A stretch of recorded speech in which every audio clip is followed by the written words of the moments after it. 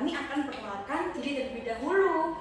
Perkenalkan, nama aku Dewi Zulatiniswa. Nama aku Haris Madulullah. Nama aku Fraditya Salma Larasati. Nama saya Aulia Isna Ramadhani. Nama saya Ahmad Rafif Ardani. Nama saya Naila Izakamila Pramudia. Nah, di sini kami akan menyampaikan materi tentang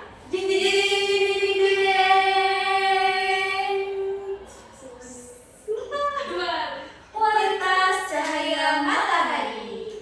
Nih, langsung saja. Sebelumnya, pengertian dari kualitas cahaya adalah pentingnya cahaya yang tepat untuk tumbuhan, di mana cahaya adalah faktor lingkungan yang sangat penting bagi pertumbuhan tanaman. Nah, sebelumnya ini cahaya ini memiliki 3 spektrum dan memiliki pengaruh masing-masing. Sebelumnya ini terdapat untuk cahaya merah, cahaya biru, dan cahaya hijau. Untuk cahaya merah sendiri ini berguna untuk merangsang perkecambahan biji, pembuangan dan produksi buah, serta mempengaruhi panjang internodal. Contohnya pada tumbuhan Paludris coba. Dan untuk cahaya biru mempengaruhi pertumbuhan akar, perkembangan daun, dan fotosintesis. Sedangkan untuk cahaya hijau ini sedikit diserap oleh klorofil sehingga sering dipantulkan atau kurang efektif terhadap tumbuhan. Langsung ini cahaya matahari yang sampai pada tajuk atau kanopi tanaman tidak semuanya dapat dimanfaatkan. Sebagian dari cahaya tersebut diserap, sebagian lagi ditransmisikan atau bahkan dipantulkan kembali. Kualitas cahaya matahari ditentukan oleh proporsi relatif panjang gelombangnya. Selain itu, kualitas cahaya dan tidak selalu konstan, namun bervariasi dari musim ke musim. Lokasi geografis serta perubahan komposisi udara di atmosfer juga mempengaruhi. Baik, langsung saja. Next. Nah, selain itu, kualitas cahaya matahari juga tidak selalu konstan dan dapat bervariasi itu tergantung dari beberapa faktor. Nah, ada beberapa faktor yang mempengaruhi kualitas cahaya matahari itu bisa bervariasi. Di antara, misalnya, pada musim panas itu intensitas cahaya itu semakin tinggi dan hari-hari itu semakin panjang. Sedangkan apabila di musim dingin itu sebaliknya. Yang kedua yaitu letak geografis. Letak geografis juga mempengaruhi kualitas cahaya, di mana daerah yang lebih dekat dengan khatulistiwa mendapatkan lebih banyak sinar matahari langsung sepanjang tahun dibandingkan dengan daerah yang jauh dari khatulistiwa. Dan yang ketiga yaitu perubahan komposisi udara di atmosfer, seperti peningkatan polusi, adanya partikel-partikel di udara, itu dapat mempengaruhi kualitas cahaya yang mencapai permukaan bumi. Nah, dilanjutkan sama-sama. Oke. Jadi di sini cahaya yang kita lihat sehari-hari adalah bagian dari radiasi elektromagnetik yang hanya terlihat oleh mata dan merupakan sebagian kecil dari radiasi total yang dipancarkan oleh matahari. Radiasi matahari ini memainkan peran penting dalam proses alam seperti pemanasan permukaan bumi dan fotosintesis. Pengertian cahaya berkaitan dengan radiasi terlihat visible oleh mata dan hanya sebagian kecil saja yang diterima dari radiasi total. Radiasi matahari terbagi dua, yaitu bergelombang panjang atau long wave radiation dan yang bergelombang pendek atau short wave radiation. Next. Di sini ada macam-macam radiasi yang telah saya sebutkan tadi, seperti bergelombang panjang atau long wave radiation yang memiliki batas akhir gelombang panjang yaitu inframerah, dan yang bergelombang pendek atau short wave radiation yang memiliki batas akhir dengan radiasi ultraviolet. Selengkapnya akan dijelaskan oleh teman saya Al. Oke, yang selanjutnya yaitu radiasi pendek atau short wave radiation. Short wave radiation adalah jenis radiasi elektromagnetik yang memiliki panjang gelombang yang lebih pendek dibandingkan dengan cahaya mata. Contohnya yaitu sinar ultraviolet yang memiliki panjang gelombang sekitar 100 nanometer hingga 1 mikrometer. Yang selanjutnya yaitu sinar X yang memiliki panjang gelombang antara 0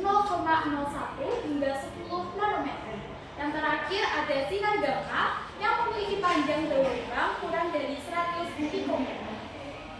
Selanjutnya yaitu radiasi panjang yang akan disampaikan oleh Raffi. Oke, baik. Radiasi panjang atau long wave radiation adalah jenis radiasi gelombang elektromagnetik yang memiliki panjang gelombang lebih besar daripada panjang gelombang pendek. Umumnya berkisar antara 1 mikrometer sampai dengan 1 milimeter. Kemudian untuk contoh radiasi ini terdiri dari radiasi inframerah yang dipancarkan oleh permukaan bumi, atmosfer atau benda-benda yang menyerap energi matahari. Untuk fungsi dari radiasi inframerah ini yaitu berperan penting dalam menjaga keseimbangan energi bumi dan mempengaruhi suhu bumi.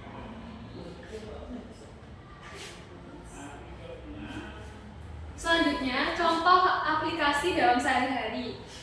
Yang pertama ada dari pertanian. Petani menggunakan lampu pertumbuhan dengan spektrum cahaya untuk memacu pertumbuhan tanaman rumah kaca atau dalam ruangan.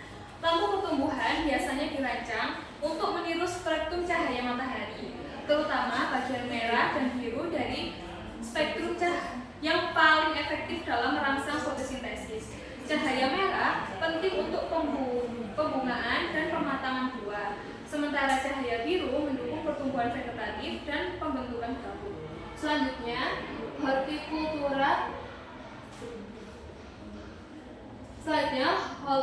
hortikultura atau pemilik tanaman hias indoor memilih lampu yang sesuai untuk memberikan cahaya optimal bagi tanaman mereka. Memilih spektrum cahaya yang tepat sangat penting untuk kesehatan tanaman hias. Spektrum cahaya yang kaya biru mendukung pertumbuhan daun yang kuat dan hijau, sementara spektrum cahaya kaya merah mendukung pembungaan dan pembentukan buah.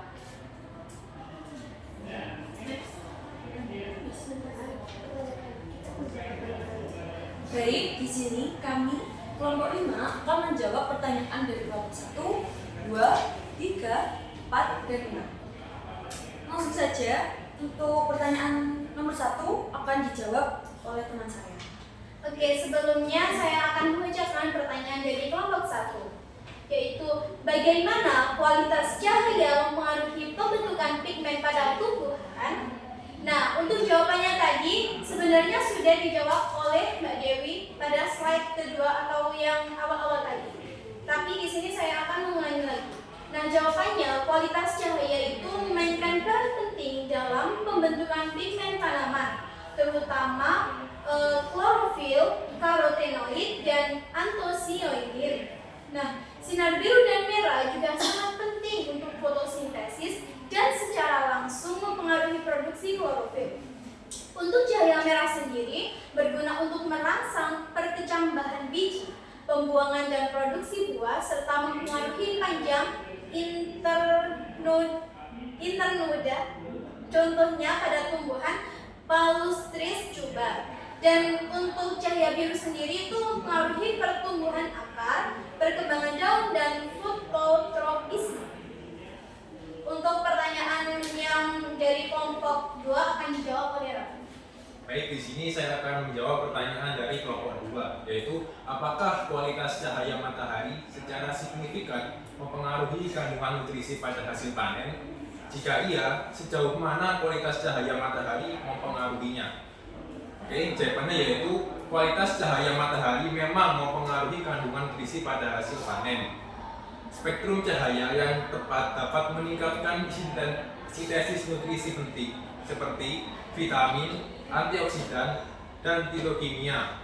Misalnya saja pada sinar UVB dapat meningkatkan kandungan flavonoid dan polifenoil yang penting untuk kesehatan manusia. Kemudian sinar biru dapat meningkatkan kandungan vitamin C dalam buah-buahan dan sayuran. Untuk sejauh mana kualitas cahaya matahari ini? Kualitas cahaya matahari ini mempengaruhi kandungan nutrisi tergantung pada jenis tanaman dan durasi paparan cahaya tersebut. Oke, untuk selanjutnya akan dijawab oleh Salma. Baik, pertanyaan dari kelompok 3 yaitu bagaimana keterbatasan pada spektrum cahaya tertentu, misalnya radiasi bergelombang panjang dalam mencapai kanopi bawah dan berdampak pada biodiversitas dan keberlanjutan ekosistem. Nah, Keterbatasan pada spektrum cahaya tertentu seperti radiasi bergelombang panjang dapat mengurangi penetrasi cahaya ke kanopi bawah. Hal ini berdampak pada tumbuhan yang tumbuh di bawah kanopi yang menerima cahaya kurang optimal untuk fotosintesis. Akibatnya, pertumbuhan tanaman bawah terganggu yang mempengaruhi biodiversitas dan keberlanjutan ekosistem tanaman bawah. Dan ini kurang sehat dan dapat mengurangi habitat, sumber makanan, dan mengurangi keanekaragaman. Dan pertanyaan selanjutnya akan dibaca. Baik, saya akan menjawab pertanyaan dari kelompok 4, yaitu apa pengaruh kualitas cahaya terhadap produksi biomasa dan hasil tanaman? Kualitas cahaya menentukan efisiensi fotosintesis. Cahaya merah itu berfungsi sebagai meningkatkan pertumbuhan daun dan akar, sedangkan cahaya biru mendukung pembentukan daun dan pengaturan stomata. Kombinasi optimal keduanya meningkatkan produksi biomasa dan hasil tanaman. Apabila tanaman kekurangan cahaya, hal tersebut berdampak pada penurunan produktivitas, menghambat pertumbuhan tanaman, serta mengurangi produksi biomasa. Selanjutnya, pertanyaan dari kelompok 6 yang akan dijawab oleh Naila. Baik, saya akan menjelaskan jawaban dari pertanyaan dari kelompok 6. Apakah ada panjang gelombang tertentu yang mempengaruhi ekspresi gen fotosintesis dan bagaimana ini dapat dimanfaatkan dalam teknologi pertanian presisi? Jawabannya yaitu panjang gelombang cahaya tertentu memang dapat mempengaruhi ekspresi gen yang terlibat dalam fotosintesis. Sinar biru dan merah telah terbukti mengantar ekspresi gen yang berhubungan dengan fotosintesis dan pertumbuhan tanaman. Misalnya, sinar biru dapat menginduksi ekspresi gen CRD1 dan CRD2 yang terlibat dalam pengaturan siklus fotoperiodik.